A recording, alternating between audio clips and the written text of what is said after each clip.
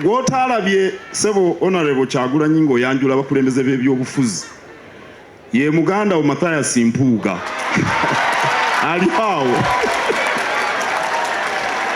tewamulabye nategedde kubanga eri gye yatudde nange bandetedde kapapula nabadde simulabye bulungi nabyobufuzi ebiri wano ebivuganya n'oluvannyuma Honorable Kasola atole salaamu ayanjule ba minisita ba gavumenti so mu dakiika nga 2 ejja kuba ewedde please. Neyazanyo jjajja neyanzege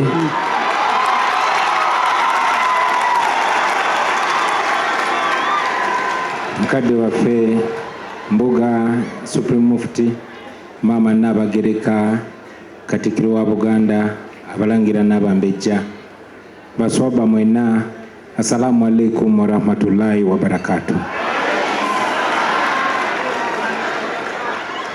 Mbuga mu bakulembeze ab'ebibiina mulimu muganda waffe Lord Mayor Erias Lukwago,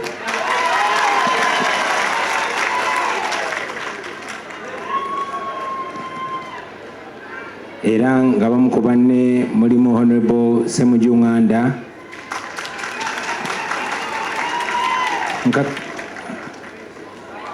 nkakasa waliwo n'abakulembeze abalala aba PFF.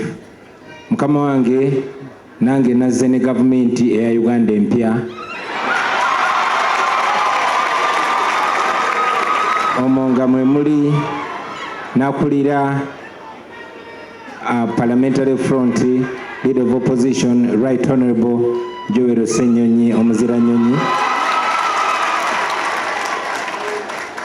mwe muli nandibadde nsooka omumyuka wange mu kitundu kino ekya Buganda Alhaj Muhammad Mwanga Kivumbi.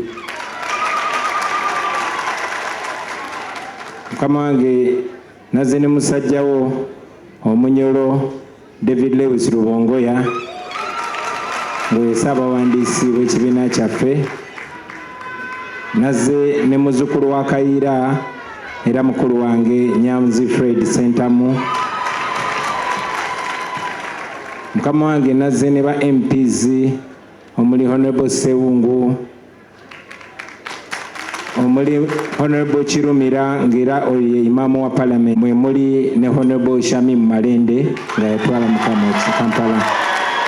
Bangi nnyo abalala sibalabye naye Mukama wange olw'obudde nsaba onzikirize nkomaawo neyanzanyo neyanzege. Assalamu alaikum wa rahmatullahi wa barakatuh. Wa alaikum salaam wa rahmatullahi. Jjajja